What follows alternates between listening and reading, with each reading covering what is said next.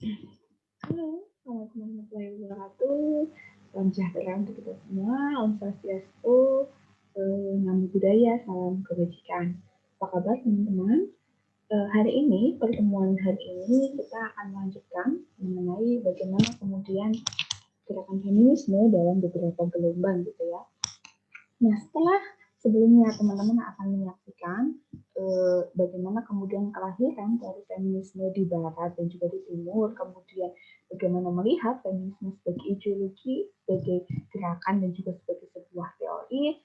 Selanjutnya kita akan melihat bahwa ternyata teori-teori feminisme itu tidak tunggal gitu ya. Nah, teori feminisme ini ada dalam beberapa gelombang, di mana nanti masing-masing gelombang itu memiliki ide dan perjuangan tersendiri terkait dengan gerakan feminisme yang dilakukan.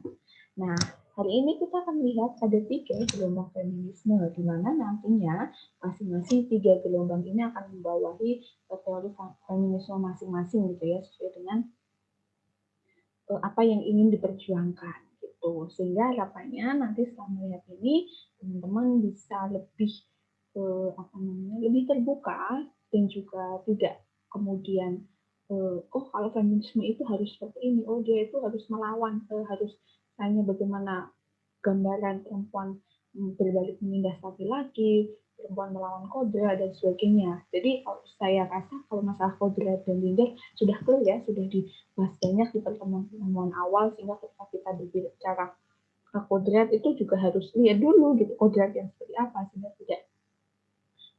tidak mencampur antara apa yang disebut sebagai kodrat dan apa yang disebut sebagai gender gitu. Nah, hari ini kita akan melihat feminisme dalam 3 gelombang. Dan ini harapannya nanti bisa dijadikan pisau analisis untuk teman-teman gitu ya, dalam melihat bagaimana kemudian kajian-kajian fenomena-fenomena penindasan terhadap perempuan maupun laki-laki yang ada di sekitar kita, gitu. Baik secara nyata maupun yang ada di media sosial. Nah, yang pertama, kita memasuki ke feminisme gelombang pertama.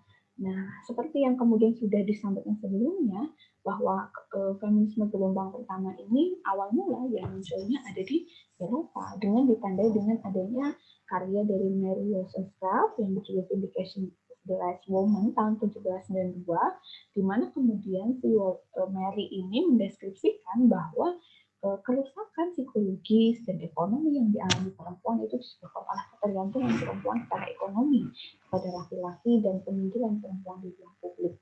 Jadi pada waktu itu di tahun 1792 itu bagaimana kemudian awal mula muncul istilahnya kesadaran bahwa oh kita tuh perempuan ternyata tertindas, perempuan tuh ternyata tidak punya akses dan hak yang sama dengan laki-laki. Kemudian Mary ini menuliskan dalam sebuah karya yang disebut sebagai yang berjudul Vindication of the Rights of Women ini, kemudian melihat bahwa ternyata adanya penindasan-penindasan antara perempuan dan laki-laki, terutama lebih banyak dilakukan oleh laki-laki, didasarkan pada bagaimana kondisi ekonomi yang tidak setara, bagaimana akses terhadap alat-alat produksi tidak setara. Masih ingat bagaimana kemudian teori-teori Marx ya pada waktu itu yang melihat bahwa adanya perbedaan akses alat reproduksi yang kemudian membagi menjadi kaum borjuis, proletar, dan secara spesifik lagi ada kelas menengah gitu ya. Tapi kemudian itu kalau Marx kan belum melihat bagaimana analisis itu ternyata juga lebih banyak dirasakan oleh perempuan. Nah, itu kemudian diangkat lagi oleh Mary Wollstonecraft ini dengan apa? Bahwa analisis adanya tadi keterbatasan akses terhadap alat-alat produksi ini lebih banyak dialami oleh perempuan, sehingga perempuan tidak punya keberdayaan secara ekonomi, tidak bisa mandiri secara ekonomi, tergantung sepenuhnya kepada laki-laki, sehingga adanya ketergantungan itu secara ekonomi meminggirkan adanya akses perempuan di bidang publik, karena dia tidak punya akses terhadap ekonomi, tidak punya uang misalnya, tidak punya penghasilan, maka dia juga dianggap lemah dan tidak bisa mengakses kehidupan-kehidupan di bidang publik. Sehingga kemudian agenda utama di dalam gelombang feminis pertama itu adalah memperoleh hak-hak politik dan kesempatan ekonomi yang setara bagi kaum perempuan serta akses pendidikan untuk perempuan. Jadi sehingga akses ke perjuangan utama dalam kemudian feminis gelombang pertama adalah ini akses terhadap politik, ekonomi, dan pendidikan. Itu intinya. Jadi gelombang pertama itu didasar atau diawali oleh karyanya Mary Wollstonecraft, kemudian agenda utama adalah akses hak politik, ekonomi, dan pendidikan, karena asumsinya adalah ketertindasan didasarkan pada itu tadi, ketidakadaannya akses terhadap ekonomi, pendidikan, dan politik oleh perempuan gitu. Nah, kemarin sudah banyak ya dibahas oleh Bu Ida dalam aspek feminis gelombang pertama. Nanti akan ada 4 teori, sehingga nanti saya akan singkat saja.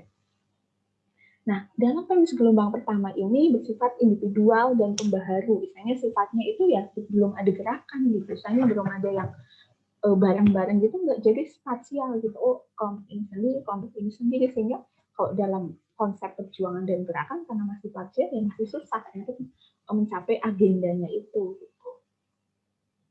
Nah, ada 4 di sini. Nanti teman-teman akan share PowerPoint-nya sehingga bisa lebih melihat lebih dalam.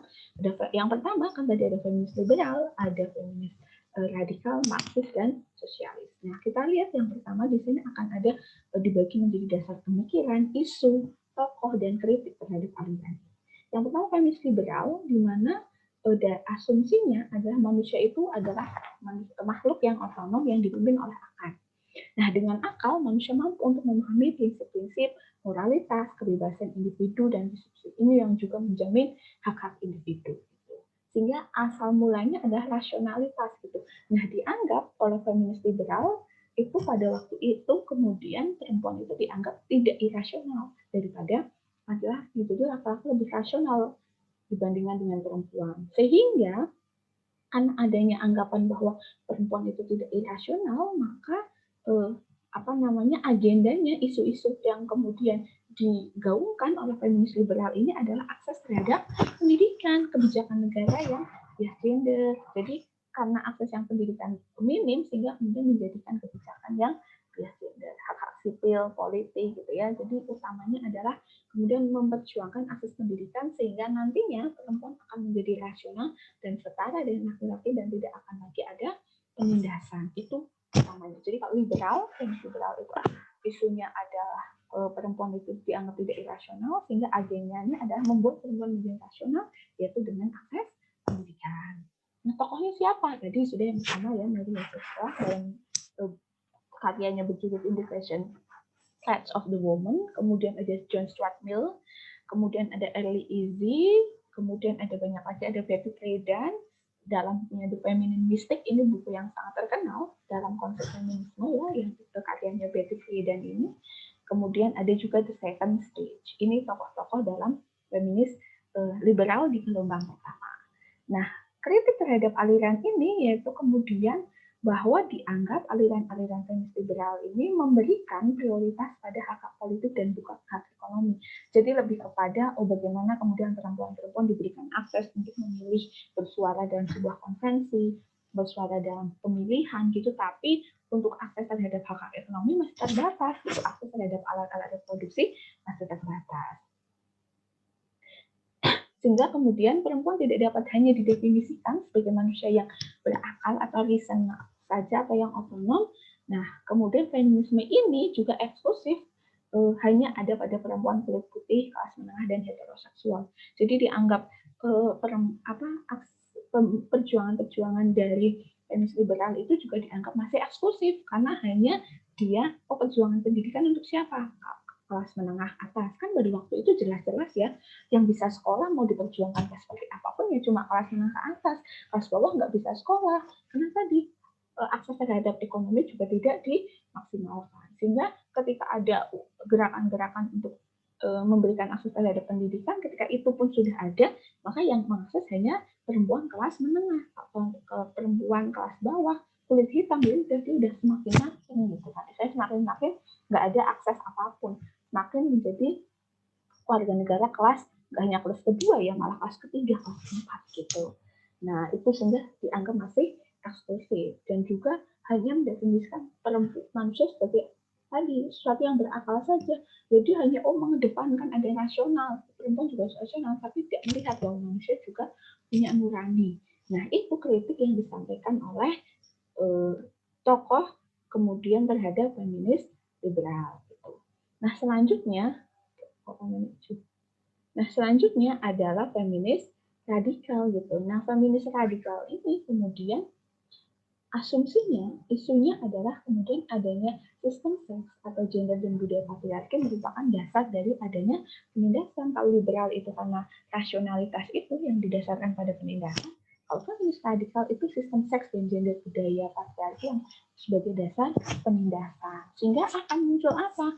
Seksisme dalam masyarakat, kemudian hak-hak reproduksi yang tidak setara, munculnya juga hubungan kekuasaan antara laki-laki dan perempuan, yang kemudian dikotomi asalnya dipisahkan dalam bidang-bidang privat dan publik, seperti yang kemudian ini dikatakan oleh Aristoteles. Masih ingat dalam konsep yang dibagi menjadi dua, sistem sosialnya ada sphere of production dan sphere of reproduction. Sphere of production itu di bidang publik miliknya laki-laki, sphere of reproduction itu di bidang domestik miliknya perempuan. Nah, ini dianggap sebagai dalam teori feminisme radikal ini sudah ada. Kenapa? Karena itu memang kita sudah dijadikan sistem seks, adanya sistem seks dan gender dalam budaya patriarki itu yang kemudian mau nggak mau kita melakukan doing gender itu, misalnya kita melakukan pemisahan itu dalam kehidupan sehari-hari, adanya pembagian privat dan publik, adanya pembagian peran, dan kita melakukannya sehari-hari. Sehingga kemudian upayanya apa? Agendanya adalah apa? Menghapus semua bentuk subordinasi laki-laki terhadap perempuan gitu. Jadi upaya yang utama ya menghapus subordinasi itu. Kenapa? Karena isu awalnya yang menjadikan itu menurut feminisme radikal adalah istilahnya apa? Adanya budaya patriarki itu istilahnya yang menjadikan laki-laki dan perempuan menjadi saling istilahnya apa ya? Menindas satu dengan yang lain gitu. Maka agendanya adalah menghapuskan gitu budaya patriarki. Jadi makanya disebut sebagai feminis radikal. Dia nggak hanya dalam konteks pendidikan, ekonomi enggak, tapi benar-benar membongkar dari akar-akarnya gitu ya. Membongkar dari akar-akarnya budaya patriarki ini harus benar-benar dihilangkan, sehingga ketika budaya patriarki hilang, maka ya setara bidang ekonomi, politik, pendidikan, sosial budaya, dan lain sebagainya. Nah, itu agenda utamanya. Jadi kalau feminis radikal itu membongkar budaya patriarki. Makanya disebut sebagai radikal itu. Masuk pada jebakan esensialisme bahwa sifat dasar perempuan lebih baik daripada laki-laki dan membuat dikotomi antara laki-laki dan perempuan. Nah, kritiknya adalah ternyata kemudian dengan adanya feminis radikal ini semakin justru ada dikotomi gitu. Kenapa? Karena akhirnya membuat istilahnya memberikan kuasa tertentu terhadap perempuan untuk mendobrak itu tadi, mendobrak budaya patriarki. Padahal kita tahu bahwa budaya patriarki itu tidak hanya merugikan perempuan, tapi juga banyak merugikan laki-laki. Sudah kita bahas kemarin ya mengenai budaya patriarki. Nah, itu dalam kritiknya terhadap feminis radikal itu dianggap justru semakin memberikan jarak antara laki-laki dan perempuan. Kenapa? Karena memberikan kuasa kepada perempuan untuk mendobrak budaya patriarki. Nah, banyak biasanya yang namanya feminis tadi di golongan pertama ada liberal, ada radikal, itu kan disesuaikan gitu ya dengan kondisi pada waktu itu, sehingga muncul gerakannya itu, muncul teorinya itu, dan biasanya banyak yang kemudian menyalahartikan, oh kenapa harus menolak feminis, anti feminis, perempuan anti feminis dan sebagainya, karena biasanya hanya melihat dari konteks feminis radikal, karena memang ada beberapa gerakan misalnya di Eropa, di Perancis salah satunya dengan adanya gerakan anti bra gitu. Jadi ada hari anti bra, jadi perempuan nggak memakai bra gitu karena dianggap bra itu sebagai salah satu perwujudan atau manifestasi dari adanya budaya patriarki perkawinan, istilahnya antara budaya patriarki dengan kapitalisme, di mana kemudian gerakan itu menganggap bahwa payudara itu, kenapa kemudian payudara didefinisikan harus sesuai dengan gambaran laki-laki dan gambaran kapitalisme. Oh, kamu harus pakai bra yang seperti ini, yang bentuknya seperti ini, sehingga payudaramu bagus, itu bentuknya ideal. Ya, ideal menurut siapa? Ideal menurut laki-laki karena sebagai orang yang melihat gitu sebagai objek pandangan, dan ideal bagi kapitalisme. Kenapa? Karena dengan untuk membentuk payudara yang ideal harus pakai bra yang seperti ini, di mana bra yang seperti ini dengan desain seperti ini diproduksi oleh siapa? Kapitalis, oleh transnational corporation gitu, sehingga muncul gerakan anti bra karena dianggap gerakan anti bra ini menjadi salah satu sarana untuk mendobrak budaya patriarki itu, akar-akarnya itu.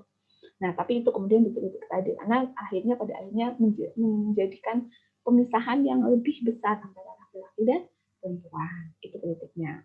feminis radikal. Nah, yang selanjutnya adalah feminis Marxis. Nah, seperti katanya, maka kemudian feminis Marxis ini didasarkan pada apa? Bahwa penindasan dasar feminismenya ini bahwa penindasan yang dialami kaum perempuan itu bersumber dan bagian dari eksploitasi kelas dalam cara reproduksi. Jadi dasar utama adanya penindasan dan eksploitasi perempuan ya karena ketidakadaannya akses terhadap sumber daya ekonomi karena adanya eksploitasi kelas juga. Jatuhnya status perempuan bermula dari perubahan teknologi produksi yang pada akhirnya melahirkan perubahan organisasi kekayaan dan organisasi kepemilikan. Nah, sebenarnya saya sudah jelaskan di awal bahwa kemudian perubahan dari sektor agraris menjadi sektor industri itu merubah juga hak-hak kepemilikan yang tadinya keluarga sebagai unit produksi, kemudian karena akhirnya sektor industri berkembang, kemudian laki-laki yang hanya bisa akses pekerjaan tertentu, maka akses terhadap sumber daya tadi alat produksi itu juga berbeda. Perempuan semakin jauh dari akses terhadap alat produksi, semakin jauh terhadap sumber daya ekonomi gitu sehingga dia secara ekonomi, secara kelas semakin tertindas, semakin tidak berdaya dan ketidakberdayaan dalam hal ekonomi ini yang kemudian menjadi dasar adanya penindasan secara jenis kelamin. Jadi perempuan ya sudah nggak bisa akses ya semakin dia nggak punya nggak punya bargaining position atau posisi tawar yang kuat dalam sebuah relasi entah itu di keluarga maupun di masyarakat. Itu kata feminis Marxis awal mulanya gitu. Jadi keterbatasan akses atau eksploitasi di ekonomi itu menjadikan dia eksploitasi dari segi jenis kelamin terutama dialami oleh perempuan. Nah, kemudian apa agendanya dari feminis ini? Yaitu melakukan perlawanan terhadap kelas pemilik modal. Jadi sesuai dengan apa yang dikatakan oleh Marxis, kita harus punya kesadaran kelas. Oh, kesadaran kelas kita itu tertindas, terjajah. Maka kemudian usaha yang dilakukan adalah apa? Adalah kemudian melakukan perlawanan terutama terhadap pemilik modal. Dimana kalau dalam konteks feminis Marxis, pemilik modal ya lebih banyak laki-laki gitu. Perempuan diberikan akses terhadap alat-alat produksi. Jadi salah satu cara untuk kemudian meningkatkan bargaining position atau daya tawarnya adalah perempuan diberikan akses terhadap alat-alat produksi. Gitu. Jadi dia punya standing position yang kuat. Nah, tokohnya siapa? Ada Friedrich Engels, ini temannya Marx ya. Dan bukunya The Origin of the Family, Property and State, ini dasar awalnya. Kemudian ada Margaret Benston dalam bukunya The Political Economy of Women's Liberation. Kemudian ada juga Mara Sadala dalam bukunya The Power of Women and the Subversion of Community. Nah, ini beberapa tokoh yang kemudian sebagai dasar dari adanya feminis Marxis. Nah, tapi juga feminis Marxis ini kembali dikritik gitu. Nah, contohnya apa? Hanya melihat relasi keluarga sebagai eksploitasi kapitalisme tempat perempuan menjadwal tenaga secara gratis. Jadi, akhirnya melihat bahwa ketika feminis Marxis ini kemudian kekurangannya adalah ketika melihat bahwa perempuan-perempuan di keluarga yang tidak bekerja itu semuanya dianggap tertindas gitu. Sehingga dia itu hanya melihat hubungan perempuan dalam keluarga itu sebagai salah satu sarana eksploitasi. Oh, kalau dia nggak bekerja, berarti kesimpulannya cuma tertindas gitu. Berarti dia tertindas, dia nggak punya bargaining position, nggak pernah memikirkan bahwa siapa tahu misalnya perempuan itu memang lebih suka di rumah, tidak memikirkan bahwa ternyata misalnya perempuan itu memang secara sadar memilih untuk berada di rumah dan misalnya menjadi ibu rumah tangga, kan nggak apa-apa. Tapi dengan adanya konteks ini, feminisme Marxis itu akhirnya terperangkap dalam pandangan hubungan atau relasi antara perempuan dengan keluarga itu ya hanya berkaitan dengan hubungan ekonomi gitu. Jadi perempuan menjual tenaga secara gratis tanpa melihat tadi. Nah, perempuan sebenarnya ternyata ketika dia memang sadar untuk di rumah ya kenapa enggak. Nah, itu kritik terhadap feminis Marxis. Kemudian tidak melihat ada arti lebih dan itu bahwa juga ada perasaan tadi, peranan cinta kasih, rasa aman dan nyaman. Gitu. Nah, kalau misalnya perempuan itu memang memilih untuk menjadi ibu rumah tangga secara sadar karena dia pengen merawat istilahnya merawat suaminya, istrinya, ya kenapa enggak gitu. Nah, tapi feminis Marxis nggak bisa melihat itu dilihat sebagai yaitu penindasan, itu akan semakin menjauhkan perempuan misalnya dari dari akses terhadap bidang publik dari beginning position yang kuat. Jadi harus bekerja apapun yang ini harus bekerja karena dia bisa akses sumber daya ekonomi. Jadi akhirnya mereduksi bahwa perempuan itu juga punya rasa cinta, perempuan juga punya pilihan misalnya untuk tetap berada di rumah, gitu. Karena selalu memaksakan adanya itu. Itu kritik terhadap feminis Marxis. Jadi intinya kalau feminis Marxis adalah dasar dari penandasan adalah keterbatasan akses terhadap alat produksi dan sumber daya ekonomi, sehingga agendanya adalah memberikan perlawanan terhadap pemilik modal dan memberikan akses terhadap alat-alat produksi bagi perempuan. Nah, terakhir dalam feminis gelombang pertama itu ada feminis sosialis. Nah, feminis sosialis ini awal mula dasar pemikirannya adalah perempuan, penindasan, misalnya penindasan terhadap perempuan itu tidak hanya didasarkan pada tatanan kelas, tadi tatanan pertentangan kelas, tapi juga adanya sistem patriarki. Jadi ini seperti perpaduan antara feminis radikal dengan feminis Marxis gitu ya. Jadi nggak hanya kok tentang patriarki tadi misalnya seperti yang dikatakan feminis radikal, tapi juga tentang tatanan kelas, tentang tadi eksploitasi di dalam kelas, bahwa perempuan itu mau bagaimanapun dia akses terhadap sumber daya ekonominya minim dibandingkan laki-laki. Nah, kemudian sehingga isu atau agendanya adalah membantu adanya kesadaran kelas dan meningkatkan kualitas dan kuantitas keterlibatan perempuan dalam setiap mengambil keputusan. Membantu kesadaran kelas apa?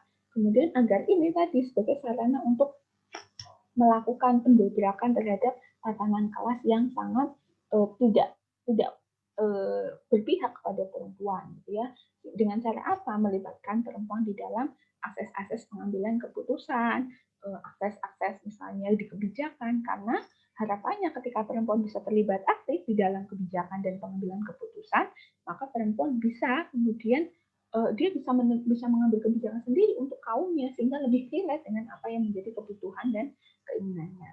Agenda selanjutnya adalah perubahan menyeluruh untuk kemudian membentuk solidaritas global di kalangan perempuan untuk melawan perlakuan kejam kapitalisme yang bekerja di dalam kehidupan masyarakat. Karena tadi feminis sosialis ini itu merupakan sintesis atau gabungan misalnya antara feminis radikal dengan sosialis, sehingga kemudian agendanya selain kemudian melawan budaya patriarki dengan adanya kesadaran kelas, dengan melawan akar-akarnya, dia juga kemudian membentuk sebuah sistem atau tatanan baru yang lebih ramah, lebih memperjuangkan akses-akses dari perempuan dan melawan perlakuan kejam dari kapitalisme. Karena kan dianggap kapitalisme sebagai anak kandung dari budaya patriarki. Jadi untuk melawan patriarki, salah satunya juga dengan cara melawan kapitalisme. Tokohnya siapa? Ada Friedrich Engels lagi tadi. Ini juga sebagai salah satu dasar adanya feminis sosialis. Hampir sama dengan yang ada di feminis Marxis tokoh-tokohnya. Kritiknya terhadap feminis sosialis ada juga bahwa ternyata dikemukakan semua sisi kehidupan diterjemahkan dari segi eksploitasi secara ekonomi atau kapital, terlalu menekankan analisis kelas. Kemudian dari akhirnya ini nggak ada bedanya dengan teori kelas, gitu. Karena hanya apa?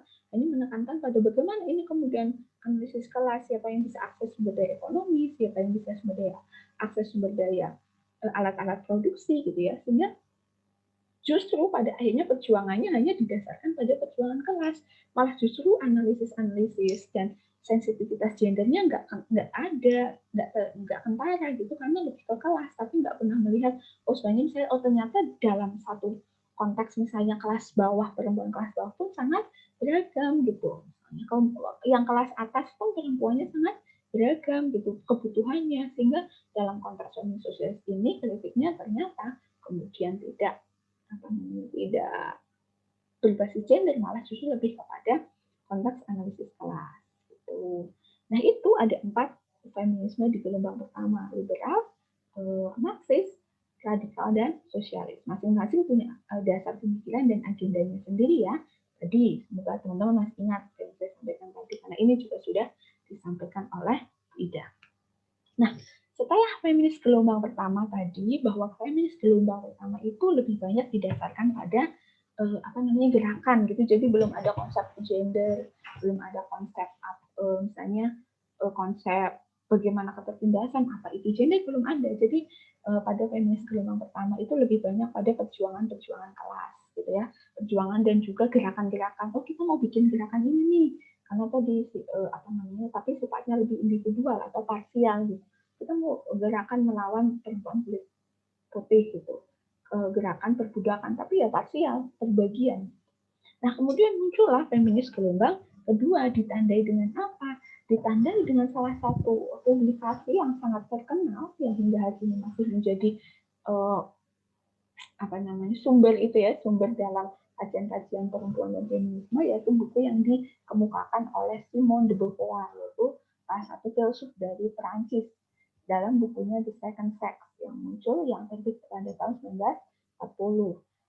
Dalam konteks ini, Simon kemudian berargumentasi bahwa perbedaan gender bukan berakar dari biologi, tapi memang sengaja diciptakan untuk memperkuat penindasan terhadap kaum perempuan. Ini lebih serius lagi, lebih uh, dari akarnya gitu. Yang kemudian dalam konteks ini bukunya The Second Sex, atau uh, apa ya istilahnya ya, seks kedua, gitu, jenis kelamin kedua, karena perempuan itu dianggap dalam masyarakat kita itu ya jenis kelamin kedua, jadi mau bagaimanapun dia tetap menjadi jenis kelamin kedua yang tersubordinasi, tertindas, tidak sama haknya dan kewajibannya dengan laki-laki. Sehingga menurut Simone de Beauvoir ini perbedaannya itu ya bukan karena laki-laki dan perempuan, karena itu yang memang dari awal sudah seperti itu muncul, tapi konsep perbedaan itu muncul karena sengaja diciptakan dengan apa? Dengan kita melakukan bullying gender tadi dari mulai lahir, bahkan dari lahir kan anak nggak tahu apa-apa, tapi kita sudah kemudian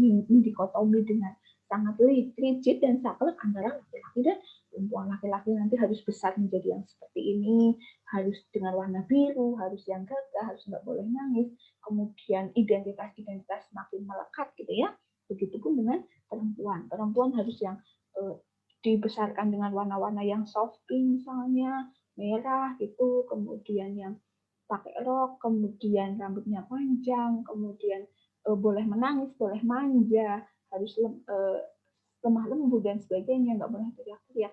Nah itu kan akhirnya laki-laki dan perempuan dibesarkan itu dengan gayanya masing-masing, di mana pada akhirnya kan anak selalu dibesarkan seperti itu dalam model seperti itu dalam keluarga, maka ya anak itu akan menginternalisasi menjadi suatu yang seperti itu yang memang harusnya sewajarnya gitu, memang sewajarnya. Ini disebut sebagai Simone de Beauvoir itu tadi yang kemudian menciptakan penindasan, memperkuat penindasan dengan adanya proses pertumbuhan di dalam masyarakat dan keluarga. Nah, kalau feminis gelombang pertama itu cenderung lebih apa namanya parsial tadi ya. Nah, perjuangan feminis gelombang kedua itu lebih kolektif dan revolusioner, atau misalnya lebih bersatu gitu perjuangan-perjuangannya dan lebih revolusioner tadi. Kemudian dia banyak kemudian mendobrak banyak hal-hal dalam feminis gelombang kedua dari segi bahasa dan sebagainya. Jadi nggak hanya gerakan, tapi kemudian muncul konsep dan teori untuk semakin memperkuat adanya perjuangan ini. Gerakan feminis gelombang kedua memberikan dorongan kepada perempuan untuk mencapai kedewasaan identitas dan keutuhan diri gitu. Jadi nggak hanya misalnya berkaitan dengan saya harus punya nih usaha-usaha untuk berjuang melawan penindasan kelas gitu, untuk misalnya akses pendidikan gitu, tapi lebih kepada kedewasaan identitas dan keutuhan diri. Apapun misalnya yang saya lakukan itu ya karena saya menjadi orang dewasa yang punya kesempatan, punya kemampuan untuk mengambil keputusan dengan sadar. Identitas misalnya berkaitan dengan isu-isu identitas, apa sih sebenarnya identitas perempuan itu gitu. Awal dari kemunculan feminisme gelombang kedua berhubungan dengan adanya upaya mereka untuk beranjak dari aktivitas yang sifatnya praksis menuju aktivitas yang teori itu. Jadi ketika gelombang pertama kan tadi saya bilang lebih banyak gerakan-gerakan, bikin gerakan menuntut perjuangan pendidikan, akses politik gitu, gerakan-gerakan itu ya. Nah, tapi karena itu hanya sifatnya gerakan, sehingga secara teoritis belum kuat. Sehingga itu ya belum masuk di dalam perguruan tinggi, belum menjadi kajian yang kemudian saya didengungkan secara bersama. Nah, karena dia sifatnya hanya gerakan, maka yang tahu, yang paham ya hanya orang-orang tertentu. Jadi belum di brainstormingkan, belum di soundingkan ke semua orang gitu. Jadi ya nggak banyak yang tahu. Nah, dalam itu menjadi refleksi sehingga di feminis gelombang kedua lebih menekankan padanya arah-arah teoritisi, sehingga di feminis gelombang kedua ini muncul pembentukan konsep gender sebagai sebuah konsep inti di dalam kajian salah satunya terutama di sosiologi gitu ya. Jadi bagaimana konsep gender, apa itu gender, itu ya awal mulanya ya di feminis gelombang kedua ini, karena tadi agenda utamanya adalah lebih memperkuat pada analisis teoritisi, sehingga harapannya perjuangan-perjuangan gerakan misalnya ideologi dan teori feminis ini lebih banyak diketahui oleh orang karena dia akan masuk dalam perguruan tinggi, masuk menjadi kajian-kajian, sehingga semua orang bisa tahu dan paham, tidak hanya kelompok-kelompok gerakan tertentu. Jadi semuanya bisa tahu, oh ini yang disebut sebagai feminis. Oh kenapa sih gitu, misalnya harus ada gender, kenapa sih laki-laki dan perempuan ternyata yang dulunya dianggap memang sewajarnya atau senormalnya itu memang antara laki-laki lebih tinggi dari perempuan, itu ternyata hari ini kita harus melakukan upaya-upaya kesetaraan gitu. Nah itu di feminis gelombang kedua. Nah di sini kemudian feminisme harus mendapatkan kesetaraan ekonomi secara penuh bagi perempuan dan bukan sebatas pada bertahan secara ekonomi. Jadi misalnya memberikan pilihan yang penuh gitu ya, memberikan kesempatan perempuan untuk memilih gitu. Secara penuh, bukan hanya sebatas terhadap akses terhadap ekonomi, tapi pilihan perempuan menjadi seperti apa. Feminis gelombang kedua juga mulai menggugat institusi pernikahan, motherhood, hubungan lawan jenis, heteroseksual, seksualiti perempuan, dan lain-lain gitu. Jadi ini bisa jadi nanti teman-teman boleh setuju, boleh tidak gitu ya, misalnya berkaitan dengan bagaimana feminis gelombang kedua juga menggugat adanya normativitas, heteronormativitas gitu. Tapi ini sebagai salah satu pengetahuan bagi teman-teman karena ini memang ada gitu ya. Jadi feminis gelombang kedua juga banyak yang menggugat misalnya institusi pernikahan karena menganggap institusi pernikahan itu salah satu institusi yang melanggengkan budaya patriarki dengan kemudian membagi secara rigid peran laki-laki dan perempuan. Kemudian juga menggugat adanya heteronormativitas. Misalnya ya menganggap bahwa yang normal itu yang hetero gitu ya.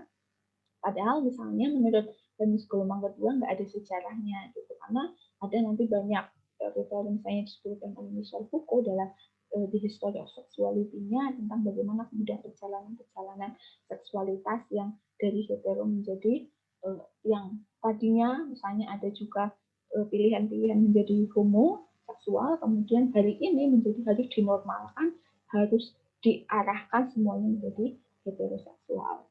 Nanti juga akan ada beberapa.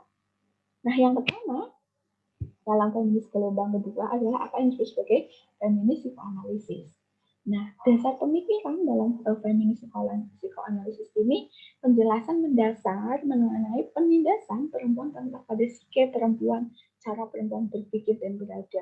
Jadi ini lebih kepada bagaimana kemudian psikoanalisis kesadaran manusia gitu. Nah, ini pertama kali ini dikemukakan oleh salah satu tokohnya gitu ya, berkaitan dengan feminis psikoanalisis ini. Jadi tentang perempuan ini. Agendanya apa? Yaitu berkaitan dengan drama psikoseksual Oedipus dan kompleksitas kastrasi. Nah, jadi awal mula sebenarnya munculnya kritik feminis psikoanalisis ini adalah ada salah satu tokoh psikologi, terutama psikoanalisis yang disebut sebagai Sigmund Freud gitu ya. Ini sangat-sangat terkenal di psikologi, menjadi buku teori, misalnya tokoh babon untuk dalam psikoanalisis yang kemudian secara tema besarnya, teori besarnya membagi ego dan super ego gitu. Dalam bawah sadar, ego adalah diri kita, super ego adalah berkaitan dengan aturan norma-norma yang ada di diri kita. Nah, dalam konteks ini, kemudian si Sigmund Freud itu justru menganggap bahwa perempuan itu mendefinisikan perempuan sebagai laki-laki yang cacat tadi, yang dengan kemudian adanya konsep yang disebut sebagai penis envy gitu. Kan ada kan Sigmund Freud itu kan membagi perkembangan seksualitas lah anak-anak ya, mulai dari yang oral, anal sampai genital gitu ya, kan ada beberapa sesuai dengan usia-usianya gitu. Nah, tapi dalam konteksnya itu si Sigmund Freud itu menganggap bahwa perempuan itu punya salah satu penyakit gitu ya, penyakit psikoanalisis, penyakit psikologis yang disebut sebagai penis envy gitu. Kenapa? Karena si Sigmund Freud ini mendefinisikan perempuan itu ya dia manusia yang tidak punya penis. Sedangkan laki-laki itu adalah manusia gitu. Jadi mendefinisikan perempuan itu ya dia sebagai kecacatan dari laki-laki. Oh, kalau manusia itu ya punya penis, kalau perempuan itu didefinisikan dia tidak punya penis. Manusia yang tidak punya penis bukan didefinisikan dengan apa yang dimilikinya. Misalnya perempuan itu manusia yang punya vagina enggak, tapi manusia tidak punya penis. Sehingga perempuan didefinisikan sebagai negasi dari laki-laki. Laki-laki itu punya penis, perempuan tidak punya penis. Itu bukan perempuan punya vagina kan kok.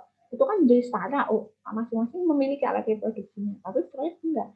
Sehingga muncul ada konsep yang disebut sebagai penis envy atau kecemburuan istilahnya perempuan terhadap adanya penis. Dia cemburu karena merasa bahwa secara psikoanalisisnya ya, secara alam bawah sadarnya perempuan dianggap cemburu gitu untuk kemudian nggak punya penis gitu. Nah, ini yang kemudian menjadi kritik yang besar dalam pemikirannya Sigmund Freud melalui feminis psikoanalisis ini. Nah, kemudian akhirnya dengan ini agenda utamanya apa? Dengan membangun konsep androgyny. Konsep androgyny adalah di mana satu orang itu, satu individu punya sifat maskulin dan punya sifat feminin yang seimbang. Sehingga dia mau laki-laki atau perempuan, secara jenis kelamin, dia itu punya sifat maskulin, misalnya yang rasional, yang berani, yang tegas. Dia juga punya sifat feminin yang penuh kasih sayang, penuh empati, gitu-gitu, lemah lembut. Gitu. Sehingga satu orang itu punya kedua sifat itu yang disebut sebagai androgyny. Ini agendanya sehingga apa? Sehingga tidak kemudian memunculkan adanya sifat-sifat khusus yang tadi disebutkan oleh Sigmund Freud itu dengan adanya penis envy gitu kan. Bahkan kemudian kritiknya selain penis envy ternyata sekarang ada juga disebut sebagai womb envy atau kecemburuan terhadap rahim. Laki-laki ternyata cemburu juga terhadap perempuan gitu. Kenapa? Karena perempuan punya rahim. Sedangkan dibilang bahwa rahim itu salah satu tempat yang paling aman dan paling nyaman oleh yang kemudian dirasakan oleh manusia gitu. Karena dulu kan semua orang berasal dari rahim gitu ya, di kandungan gitu, dan semuanya nyaman di situ. Nah, yang punya rahim adalah perempuan. Jadi dianggap laki-laki pun punya kecemburuan terhadap perempuan yang disebut sebagai womb envy atau kecemburuan terhadap rahim karena perempuan punya tempat yang paling nyaman untuk manusia gitu, sedangkan laki-laki tidak. Nah, tokohnya siapa saja? Ada banyak di sini. Misalnya ada Karen Harney dalam bukunya The Flight from Womanhood. Kemudian ada Clara Thompson dalam bukunya Problems of Womanhood. Kemudian ada Nancy Corodo dalam bukunya The Reproduction of Mothering. Kemudian ada bukunya Juliet Miceli. Kemudian ada Carol Gilligan. Dan masih banyak lagi berkaitan dengan psikoanalisis. Tapi dasarnya adalah pemikiran Sigmund Freud tentang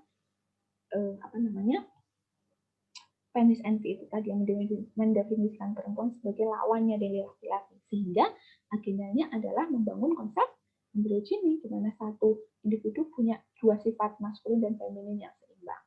Nah, kritiknya ternyata feminis psikoanalisis ini juga punya kritik, yaitu dengan mempertanyakan apakah opresi terhadap perempuan itu lebih psikologis atau lebih sosial gitu.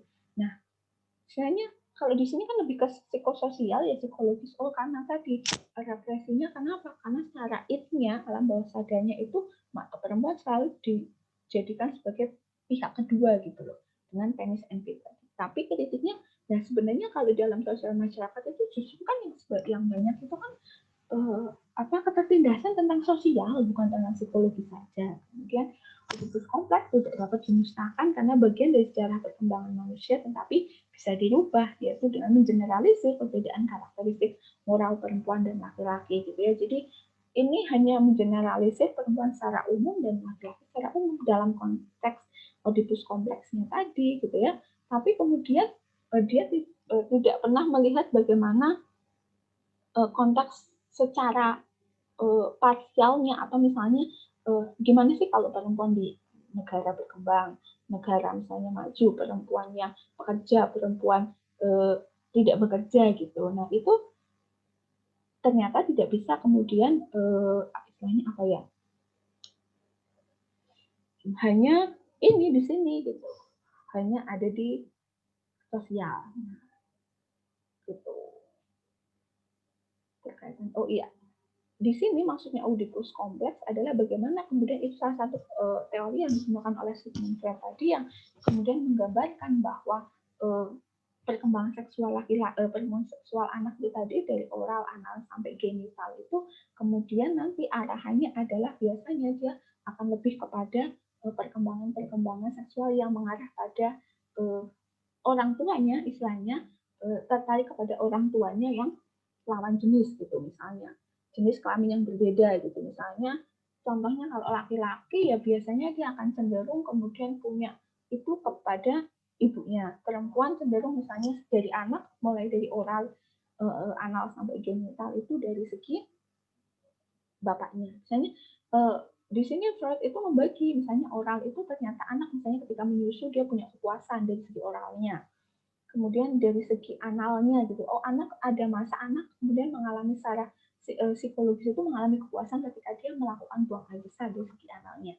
Kemudian selanjutnya di istilahnya genital gitu, karena ada masa juga anak itu akan mengalami istilahnya saat tidak sengaja itu selalu memegang alat kelaminnya. Nah itu disebut sebagai Freud itu sebagai memang tahapan perkembangan seksual dari anak. Nah, itu yang pertama, tadi psikoanalisis, ya, dasarnya adalah teorinya Sigmund Freud mengenai penis envy dan Oedipus kompleks. Agendanya adalah dengan membentuk individu yang androgynik. Nah, setelah itu ada feminis eksistensialis. Nah, feminis ini awal mula itu dikemukakan oleh salah satu tokoh tokoh eksistensialisme, salah satu filsuf itu yang dari Prancis, namanya Jean-Paul Sartre. Dalam konsepnya ada dalam dirinya dan ada untuk dirinya. Nah, si Sartre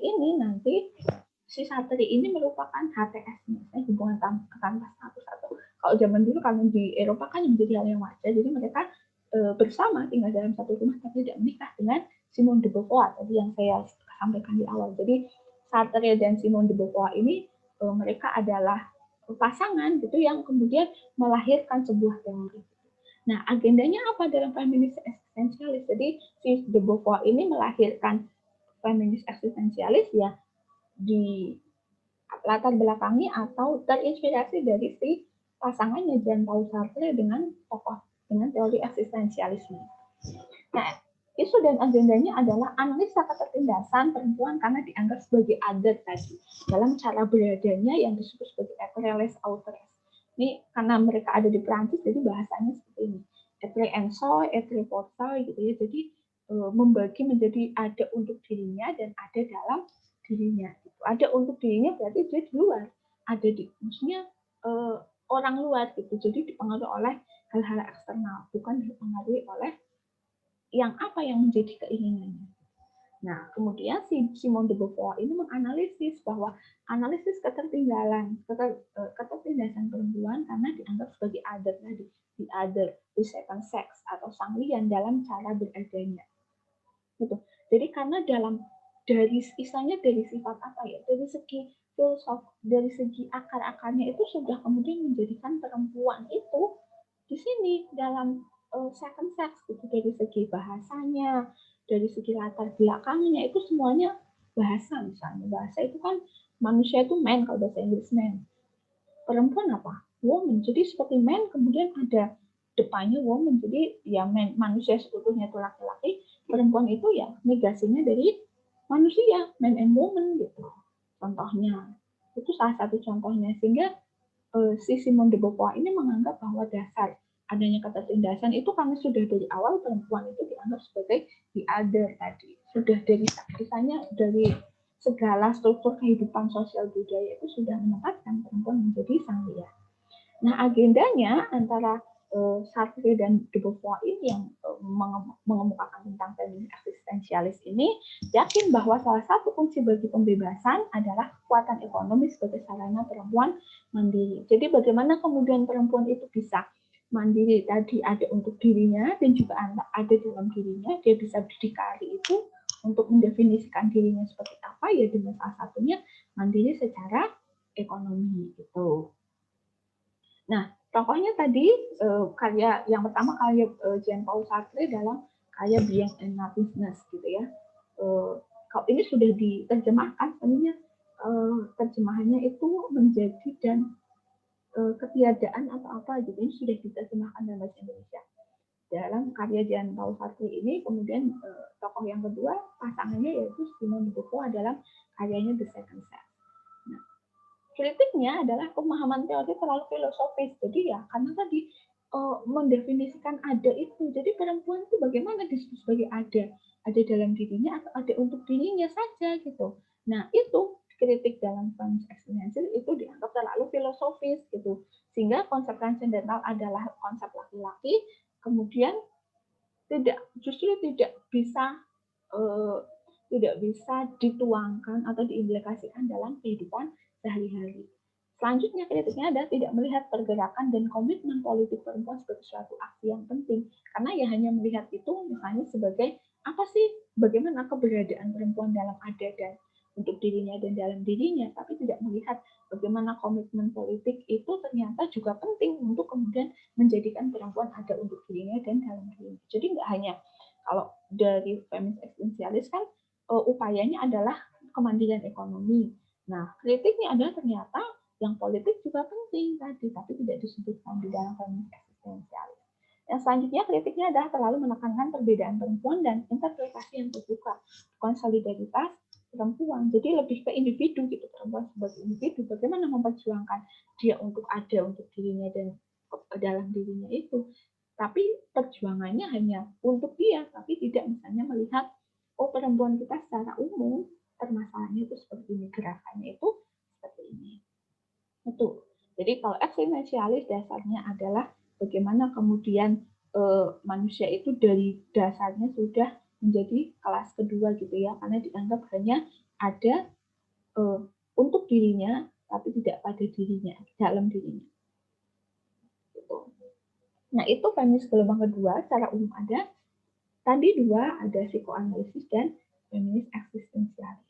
Di mana feminis gelombang kedua mengarah atau menjadi awal mula munculnya konsep gender dan membumikan istilahnya konsep-konsep gender dengan memasukkan kajian-kajian gender feminisme di dalam perguruan tinggi. Jadi kalau yang gerakan gelombang pertama itu gerakan, yang kedua adalah teori. Nah, selanjutnya yang terakhir itu feminis gelombang ketiga atau disebut sebagai post-feminism. Dalam salah satu di awal mula munculnya salah satu karya yang dikemukakan atau dimunculkan oleh Susan Faludi dalam judul The Black Lives Underclay War Against Women tahun 1999 gitu ya. Nah, ini Susan Faludi ini salah satu contoh yang kemudian mengemukakan adanya post-feminisme ini. Selain nanti ada tokoh yang disebut sebagai namanya Angela McRobbie gitu ya, itu juga tokoh yang berkaitan yang mengemukakan tentang post-feminism. Nah, apa yang disebut sebagai post-feminism dalam feminis gelombang ketiga itu disebut sebagai backlash atau serangan balasan dalam sebuah kejayaan yang terletak pada kemampuan untuk mendefinisikan diri sebagai sebuah ironi. Feminis yang menginginkan keragaman perempuan atau women diversity atau keragaman secara umum. Jadi kalau dianggapnya kritik terhadap feminis gelombang pertama dan kedua itu justru kemudian seperti ingin mengarahkan gitu ya, mengarahkan perempuan ke dalam satu gambaran, satu warna gitu istilahnya, satu perjuangan tanpa melihat ternyata setiap perempuan itu punya masalahnya sendiri sehingga punya agendanya sendiri, punya perjuangannya sendiri dan itu tidak bisa disamaratakan gitu. Nah, ini muncul dalam feminis gelombang ketiga di mana kemudian yang diinginkan feminis gelombang ketiga adalah women diversity, bahwa perempuan yang akan menjadi apapun terserah gitu kan, akan menjadi apapun terserah. Yang penting dia secara sadar mengambil keputusan itu, bukan karena misalnya tertindas tadi, tapi dia secara sadar mengambil keputusan mengambil peran itu, baik itu misalnya peran yang harus ada di domestik, tidak menjadi misalnya tidak bergerak di bidang politik, itu harapannya dalam feminis gelombang ketiga itu nggak apa-apa gitu. Karena apa? Menekankan adanya keragaman perempuan, bukan persamaan perempuan, dianggap semua perempuan punya masalah yang sama. Dalam feminis gelombang ketiga mengatakan bahwa penindasan perempuan kulit putih menengah berbeda dengan penindasan perempuan kulit hitam. Nah, masalahnya kalau di gelombang pertama dan kedua itu kan dianggap sama. Oh, yang diperjuangkan itu yang menjadi kajian-kajiannya itu kalau yang perempuan kulit putih gitu, padahal misalnya Ya, misalnya perjuangan kelas gitu ya, sama dianggapnya sama, yang kulit putih, yang kulit hitam itu ras hitam, tapi ternyata dalam feminis gelombang ketiga itu beda, sama-sama perjuangan kelas, dia sama-sama ada di kelas bawah misalnya, tapi apa yang dirasakan kulit hitam itu sangat berbeda dengan ras kulit putih, sehingga pun perjuangannya, kajiannya harus juga beda dan memberikan kesempatan tadi masing-masing kelompok perempuan itu untuk bisa mendefinisikan sendiri dirinya. Keterbiasaan perempuan heteroseksual berbeda dengan ketertindasan yang dialami oleh kaum lesbi. Ini juga menjadi konsen juga bahwa hanya dianggap ya karena pandangannya secara umum heteroseksual saja, tapi ternyata dalam feminis gelombang ketiga atau disebut sebagai post feminism ini tadi, bahwa di hari ini itu ya ketertindasan perempuan lesbi itu saya berbeda dengan sama-sama perempuan tapi di heteroseksual dan homoseksual. Itu beda konsepnya, sehingga tidak bisa disamaratakan. Jadi feminis gelombang ketiga itu penekanannya lebih kepada menekankan pada bagaimana kemudian keberagaman perempuan, memungkinkan adanya keberagaman perempuan sehingga tidak disamaratakan dalam satu konsep yang sama gitu. Perempuan harus seperti ini, enggak, tapi keberagaman. Nah, selanjutnya yang pertama dalam feminis gelombang ketiga itu ada yang disebut sebagai postmodern, feminisme postmodern, di mana dasar pemikiran dalam postmodern ini yaitu dengan menolak pemikiran apa yang disebut sebagai falocentris atau ide-ide yang kemudian dikuasai oleh logos atau ilmu yang absolut, berarti laki-laki yang referensi pada jadi dalam konsep modernisme itu kan yang diakui, yang dianggap itu adalah sesuatu yang berkaitan dengan ilmu yang sangat universal, yang bisa diakui, bisa dibuktikan. Jadi istilahnya benar-benar kemudian menekankan kepada ilmu gitu. Padahal dalam konteks-konteks kajian postmodern misalnya ternyata ilmu itu juga kemudian bias gitu, sehingga kemudian harus memungkinkan adanya pilihan lain. Begitupun dengan feminis postmodern, bagaimana kemudian kajian-kajian tentang perempuan itu selalu didasarkan pada teori-teori tanpa kemudian menekankan kepada pengalaman. Padahal dalam kajian perempuan itu sebenarnya yang paling valid adalah pengalaman. Bagaimana kemudian saya perempuan bisa memperjuangkan gitu kan, bisa hak-hak mereka, melakukan kesadaran kelas itu kenapa? Karena pengalaman. Sehingga tapi kalau dalam modern itu tidak dimungkinkan karena pengalaman tidak dianggap sebagai sumber ilmu yang valid gitu. Nah, maka itu postmodernisme itu mendobrak itu. Kemudian isu-isunya dasar pemikiran tadi hanya menekankan kepada segala sesuatu yang berkaitan dengan ilmu, di mana itu fokus kepada laki-laki atau disebut sebagai falocentris, tapi tidak menekankan kepada pengalaman. Nah, isu-isunya apa? Yaitu the otherness atau kelianan itu tadi dari perempuan yang dilontarkan oleh Simone de Beauvoir merupakan sesuatu yang lebih dari kondisi inferioritas dan ketertindasan, tapi juga merupakan cara berada, cara berpikir, cara berbicara, dan keterbukaan, pluralitas, diversitas, dan perbedaan. Jadi yang pada feminis gelombang kedua tadi, pada feminis eksistensialis yang dikemukakan oleh Simone de Beauvoir itu ya dianggap kemudian merupakan suatu kondisi inferioritas, subordinasi tadi, ya di mana perempuan selalu tertindas. Kemudian dari cara beradanya, misalnya cara beradanya perempuan saja dianggap tidak ada, dianggap menjadi bagian dari laki-laki, cara berbicaranya gitu. Nah, kondisi kelianan ya itu memungkinkan perempuan untuk mengambil jarak dan mengkritisi norma, nilai, dan praktik-praktik yang dipaksakan oleh budaya dominan kepada semua orang. Karena tadi perempuan itu dianggap misalnya kondisi kelianan itu kan berarti dia lian, berarti dia bukan menjadi bagian dari masyarakat. Maka harusnya kemudian memungkinkan perempuan untuk melakukan kritik-kritik terhadap norma-norma, aturan-aturan, relasi, misalnya relasi kuasa yang selama ini kita anggap sebagai suatu hal yang normal, menjadi yang pada aslinya itu, pada hakikatnya itu tidak baik, gitu, tidak sesuai. Maka karena perempuan itu bisa kemudian melihat itu dan bisa mengkritisi itu. Itu contohnya.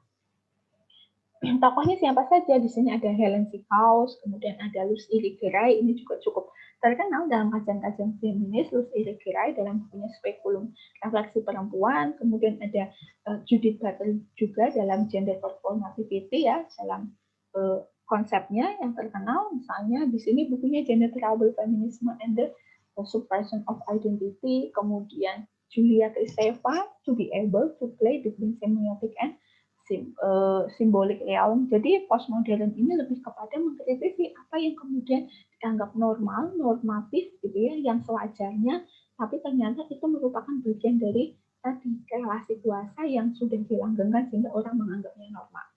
Nah, contohnya di sini Julia Kristeva itu mengkritisi bahwa dalam pandangan secara umum kita itu ada satu konsensus dengan mengemukakan bahwa in the beginning was word, atau segala sesuatu itu diawali dengan kata. Kenapa? Karena ini didasarkan pada misalnya, agama itu misalnya kalau di Al-Quran ada ikro gitu ya, bacalah, berarti kan kalau di situ baca berarti ada kata, maka in the beginning was word. Kemudian di dalam Alkitab juga, segala sesuatu itu ya harus ada kata-kata, misalnya Alkitab, awal mula dengan adanya misalnya bagaimana yang seharusnya, apa yang kemudian ritual-ritual yang disampaikan oleh Tuhan kepada umatnya itu melalui kitab.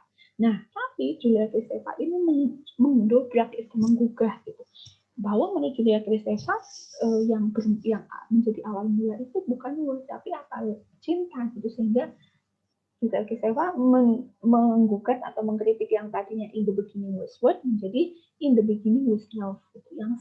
Yang semula, yang awal mula itu adalah cinta, itu bukan kata-kata tapi awal mula semuanya ada itu, alam semesta ini ada adalah cinta, awal mula manusia ada adalah cinta gitu. Nah, itu yang mengkritik. Kemudian juga ada Jacques Derrida melalui teori-teori dekonstruksi atau mendekonstruksi ulang gitu. Nah, Derrida ini juga sangat terkenal bagaimana kemudian salah satu cara untuk melawan penindasan ya dari segi bahasa juga. Bahasa itu menjadi salah satu bentuk penindasan yang paling halus karena orang menganggap itu hal yang wajar, tapi ternyata itu menjadi penindasan. Contohnya apa? Sederhana, ketika misalnya perempuan menikah, maka biasanya dia laki-laki tidak lagi dipanggilkan namanya Rani, suaminya namanya Radit, maka dia tidak akan dipanggil menjadi Bu Rani, maka sebagian besar orang memanggil dia sebagai Bu Radit. Itu kan hanya segi bahasa, hanya segi sapaan gitu, Bu Radit mau kemana. Tapi menurut Derrida itu harus dikonstruksi. Kenapa? Dengan konsep kata tadi, skema kata Bu Radit itu menggambarkan bahwa Bu Rani itu tidak didefinisikan dia sebagai Rani, tapi dia menjadi bagian dari Pak Radit, sehingga dia merasa lebih pantas dipanggil sebagai Bu Radit, yaitu menjadi bagian dari istrinya Radit, bukan dia sebagai Rani. Itu Derrida. Nah, kritiknya ada dianggap kayak ini terlalu feminis akademis, tidak ada aksi politis yang kolaboratif seperti gerakan-gerakan kampanye, demonstrasi ya. Karena postmodern ini lebih banyak ada di dalam universitas gitu ya, karena lebih teoritis sih bagaimana kemudian mendekonstruksi tadi, melakukan dekonstruksi terhadap filsafat kuno baik yang dikemukakan oleh Thomas Aquinas, oleh Aristoteles, oleh Sigmund Freud, kemudian bagaimana mendekonstruksi bahasa yang selalu mengantarkan pada penindasan perempuan gitu, yang man dan woman, berarti woman itu kelas kedua dari manusia karena dia woman gitu, sedangkan man-nya itu artinya manusia dan laki-laki itu tadi, sehingga itu dianggap hanya sifatnya akademisi, bukan yang kemudian sifatnya gerakan gitu. Jadi ya tidak bisa dirasakan gitu istilahnya, karena hanya akademisi saja, kurang politis. Nah, selanjutnya adalah feminisme multikultural. Nah, feminisme multikultural ini sejalan dengan filsafat postmodern, tetapi lebih menekankan kepada kajian-kajian multikulturalisme, di mana isunya adalah bahwa penindasan terhadap perempuan tidak dapat hanya dijelaskan lewat patriarki saja, seperti yang kemudian digambarkan oleh feminis radikal dan sosialis, tapi kemudian ada keterhubungan masalah-masalah dengan ras, etnisitas, kelas dan sebagainya. Itu jadi feminis multikultural ini kajiannya bukan kemudian hanya patriarkis saja, tapi bagaimana kemudian ini dikawinkan atau disilangkan, dimergerkan dengan kajian-kajian ras, kajian-kajian etnis gitu, sehingga lebih multikultural itu. Semua perempuan tidak diciptakan atau tidak dikonstruksikan secara setara, bergantung kepada ras dan kelas, kecenderungan seksual, usia, agama, pencapaian pendidikan, pekerjaan, dan status perkawinan, sehingga memungkinkan tidak kemudian hanya menerapkan pada satu teori saja, tetapi lebih kepada semuanya gitu. Jadi analisis perempuan itu nanti didasarkan jadi multi layer. Oh, dia harus didasarkan pada perjuangan kelas iya, ras iya, dari segi kecenderungan misalnya orientasi seksual seperti apa, usianya, agamanya, sehingga akan lebih sesuai. Jadi tidak seragam itu hanya perjuangan kelas saja, perjuangan gender laki-laki dan perempuan karena budaya patriarki saja enggak, tapi dilihat jadi lagi multi layernya. Oh, dia perempuan, dia rasnya apa, agamanya apa, orientasi seksualnya apa, etnisnya apa. Nah, itu nanti kemudian apa ya, dirumuskan sebagai sebuah hasilnya. Oh, berarti dengan kasus yang multi layer ini akan dikaji dengan seperti apa. Fokus pada isu ras dan kelas, meningkatkan self-awareness dari oppressor dan the oppressed. Jadi lebih kepada meningkatkan kesadaran dari penindas kepada yang tertindas. Jadi bukan hanya kepada yang tertindas saja, tapi juga yang penindas. Memberikan kesadaran kepada penindas itu tadi, misalnya laki-laki dalam hal ini misalnya, memberikan kesadaran kepada laki-laki bahwa ternyata dia itu ada dalam relasi yang tidak seimbang dan dia melakukan penindasan sehingga kemudian dia harus punya kesadaran agar tidak lagi melakukan itu. Nah, tokohnya ada banyak di sini, misalnya ada Audre Lorde, kemudian ada Susan Brown Miller dalam buku Against Our Will, Men, Women, and Rap, kemudian ada Susan Bourdieu dalam bukunya Feminism. Nah, ada juga kritiknya, yaitu perjuangan yang dikaitkan pada persoalan politik dan bukan fokus pada isu-isu gender. Oh, ternyata multikultural ini karena tadi multi layer itu tadi, jadi lebih ke politik, tidak lagi fokus pada isu gender. Feminisme multikultural juga kerap dipandang tidak praktis karena kasus yang mereka bahas merupakan kasus mikro dan personal. Jadi ya kadang ini karena terlalu multi layer itu kan jadi oh yang harus bagaimana, oh orang ini nanti yang perempuan, agamanya apa, rasnya apa, agamanya apa, sehingga akan sangat-sangat kecil, jadi dianggap tidak praktis karena harus per kelompok masyarakat kecil, per individu. Gitu. Itu kritiknya. Nah, yang terakhir yang akan kita bahas dalam feminis gelombang ketiga adalah ekofeminisme. Ekofeminisme ini merupakan salah satu teori feminisme yang cukup baru, bagaimana kemudian dasar pemikirannya adalah bahwa tidak hanya berusaha menunjukkan bentuk opresi sama manusia, tetapi juga dominasi dengan alam. Jadi dalam konsep ekofeminisme ini dianggap bahwa patriarki itu tidak hanya kemudian melakukan opresi dan penindasan terhadap perempuan atau dalam konteks relasi manusia saja, tapi justru patriarki ini juga atau penindasan ini juga dilakukan oleh manusia terhadap alam. Jadi pelakunya itu manusia secara umum, baik laki-laki maupun perempuan, dengan alam sebagai korbannya. Dengan modus berpikir patriarki yang hierarkis, dualistik, dan opresi telah merusak perempuan dan alam. Perempuan telah misalnya disebut sebagai dinaturalisasi dan alam telah difeminisasi. Perempuan telah dinaturalisasi maksudnya adalah bahwa perempuan itu selalu identik dengan hal yang berkaitan dengan alam, mencuci misalnya, mencuci, masak, itu kan butuh air ya. Air itu kan berkaitan dengan alam, kelestarian alam, nah itu urusannya perempuan gitu. Oh, jadi istilahnya kalau terjadi kesulitan air, maka orang yang paling berdampak pertama adalah perempuan, karena perempuan yang ada di bidang domestik. Jadi nanti perempuan bingung, masaknya gimana, nyucinya gimana, ngepel gimana misalnya, buat masak gimana, minum gimana gitu. Kenapa? Karena mereka yang ada di sektor domestik.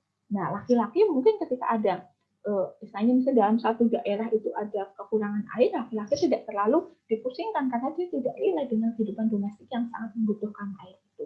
Sehingga disebut perempuan dinaturalisasi tadi. Dia kemudian dilekatkan dengan alam. Dan alam kemudian telah difeminisasi. Alam itu kemudian dalam konsep hari ini, terutama oleh kapitalisme dan budaya patriarki, itu difeminisasi. Yang merasa selalu ditindas. Jadi dia dieksploitasi secara besar-besaran tanpa melihat kelestariannya gitu. Nah, jadi ada dua konsep ini. Perempuan dinaturalisasi ketika mereka digambarkan oleh acuan binatang seperti sapi, serigala, ayam gitu ya tadi yang kemudian misalnya mengayomi tadi dan juga dia menjadi bagian dari sektor domestik yang sangat lekat dengan alam, dan alam difeminisasi ketika ia kemudian diperkosa, dikuasai, ditaklukkan, dikendalikan, dipenetrasi dan ditambang oleh laki-laki. Jadi alam tadi ketika dia dieksploitasi besar-besaran tanpa melihat bagaimana kemudian bagaimana kelestariannya, maka dia salah tadi dikendalikan, dikuasai, ditaklukkan gitu. Sehingga dia menjadi difeminisasi itu. Karena yang melakukan siapa? Yang melakukan adalah mereka-mereka yang bersifat maskulin tadi, mereka-mereka kapitalisme. Sehingga isu atau agendanya adalah adanya keterkaitan penting antara opresi terhadap perempuan dan juga alam. Ya, agendanya adalah teori dan praktik feminis harus memasukkan perspektif ekologi sehingga akan ada kesadaran ekologi gitu ya. Nah, ini kemudian siapa tokohnya? Ada salah satu tokoh yang sangat terkenal dalam konsep Vandana Shiva. Vandana Shiva adalah feminis, ya dia adalah tokoh gerakan perempuan di India. Jadi di India itu ada disebut sebagai gerakan Chipko karena itu dilakukan oleh sekelompok masyarakat Chipko itu tadi kelompok Chipko untuk gerakan memeluk pohon. Jadi pada waktu itu masyarakat di situ kan masyarakat agraris pertanian, masih banyak hutan lindung dan sebagainya. Kemudian muncul akan didirikan pabrik di situ. Nah masyarakat di situ merasa bahwa pabrik itu tidak penting gitu bagi kehidupan mereka karena ketika ada pabrik pun paling pekerjaannya lebih banyak dari luar daerah gitu. Dan mereka lebih membutuhkan tanah mereka untuk bercocok tanam daripada pabrik. Nah, karena pembebasan lahan sedang dilakukan, maka banyak kemudian dilakukan pemotongan pohon, gitu ya, penebangan pohon, maka mereka caranya agar pohon itu tidak ditebang adalah dengan setiap perempuan itu memeluk satu pohon, jadi memeluk agar alat-alat pemotong pohon itu tidak bisa memotong pohon, sehingga disebut sebagai gerakan memeluk pohon. Nah, itu menjadi salah satu awal mula muncul ekofeminisme ini, bahwa ternyata kemudian perempuan itu kemudian tadi dinaturalisasi. Perempuan punya keterlekatan khusus dengan alam tadi. Kenapa? Karena mereka punya punya ideologi yang sama tadi. Sehingga perempuan sangat lekat dengan alam, maka ketika terjadi upaya-upaya eksploitasi besar-besaran, maka perempuan yang kemudian melindungi alam. Contohnya, sehingga Vandana Shiva mengembangkan buku yang disebut sebagai buku ekofeminisme ini, atau dalam buku yang lain berjudul Bebas dari Pembangunan. Nah, ekofeminisme ini juga muncul misalnya di Indonesia ada satu tokoh perempuan gerakan lingkungan nama Aleta Baun ya di Nusa Tenggara gitu, di mana kemudian di sana akan didirikan sebuah produk, tapi masyarakat setempat menolak. Nah, kemudian perempuan-perempuan bersatu dengan cara apa? Menenun. Jadi dia perempuan-perempuan berkumpul berbaris di depan lahan yang akan dibebaskan itu, lahan yang akan dijadikan sebagai pabrik, kemudian mereka menenun di situ. Terus saja sampai hingga akhirnya ya mereka memenangkan, jadi lahan itu jadi dijadikan sebuah pabrik. Nah, itu contoh bagaimana kemudian gerakan-gerakan ekofeminisme, bagaimana kemudian perempuan-perempuan itu terlibat aktif dalam proses-proses pelestarian lingkungan. Nah, kritiknya dalam gerakan ini yaitu membiologiskan perempuan dengan asumsi perempuan sebagai makhluk ekologis yang unik, yang mampu berhubungan dan memahami alam dengan cara laki-laki sama sekali tidak memiliki kemampuan untuk melakukannya. Jadi akhirnya kayak selalu mendikotomi itu, jadi pandangannya ya hanya kemudian perempuan yang bisa melindungi atau melestarikan alam dengan teori-teorinya, tapi tidak melihat bahwa ternyata laki-laki juga bisa, sehingga menganggap laki-laki itu bukan aktor yang bisa kemudian melakukan pelestarian atau pelindungan alam karena hanya ditekankan kepada perempuan saja. Nah, itu ada 4 teori yang ada di dalam feminisme gelombang ketiga ya. Ada postmodernisme, ada feminisme multikultural, ada ekofeminisme gitu ya. Nah, dari ketiga gelombang yang sudah tadi saya sampaikan, semoga teman-teman paham berkaitan dengan gelombang-gelombang. Jadi setiap teori-teori itu ada kelebihan dan kekurangan, dibuktikan dengan tetap adanya kritik. Sehingga tadi teori feminisme itu bukan sebuah grand teori, tapi disesuaikan dengan kajiannya. Gitu. Misalnya berkaitan dengan bagaimana kemudian kajian-kajian tentang performativitas, identitas gender, misalnya hari ini yang disebut sebagai perempuan itu seperti apa, laki-laki seperti apa, maka ya tidak menggunakan ekofeminisme, tidak menggunakan teori feminis liberal, tapi misalnya lebih cocok kepada teori feminisme gelombang kedua, yaitu postmodern, terutama yang dikemukakan oleh Judith Butler melalui gender performativity, gitu. Bagaimana kemudian performativitas dari manusia itu ditentukan, itu lebih cocok untuk melihat identitas dan bagaimana kemudian identitas gender dalam misalnya sebuah komunitas. Jadi Jadi fenomena selalu dikaitkan dengan yang paling pas yang mana, jadi tidak teori secara umum. Jadi ketika banyak kritik-kritik tentang feminisme itu juga mungkin bisa saja mereka belum mempelajari mengenai ternyata feminisme itu ada gelombang-gelombangnya gitu, dan feminisme ini bukan kemudian selesai pada hari ini enggak, tapi akan terus berlanjut dan terus berubah menyesuaikan gitu. Itu salah satu contohnya. Nah, semoga teman-teman paham apa yang saya sampaikan dan menjadi basis atau dasar teman-teman untuk melakukan analisis ya dalam fenomena-fenomena selanjutnya. Terima kasih sudah menyaksikan sampai habis perkuliahan yang cukup panjang ini. Sampai jumpa di pertemuan selanjutnya. Selamat siang. Wassalamualaikum warahmatullahi wabarakatuh.